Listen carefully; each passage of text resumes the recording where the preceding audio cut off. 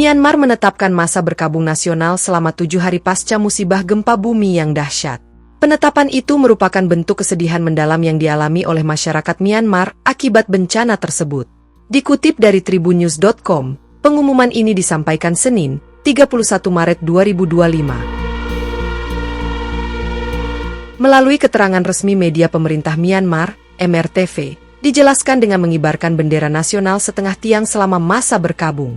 Aksi ini disebut sebagai bentuk penghormatan kepada para korban tewas. Gempa bumi berkekuatan 7,7 skala Richter yang melanda Myanmar bagian tengah menyebabkan kerugian yang sangat besar. Di sisi lain, menurut laporan terbaru dari Dewan Administrasi Negara Myanmar, menyebut jumlah korban tewas akibat gempa bumi ini terus meningkat. Gempa bumi ini telah menyebabkan dampak yang sangat besar, baik dari segi korban jiwa maupun kerusakan. Sementara itu dengan pengumuman Hari Berkabung Nasional, negara tersebut berusaha menghormati para korban dan memperkuat solidaritas dalam menghadapi masa sulit ini.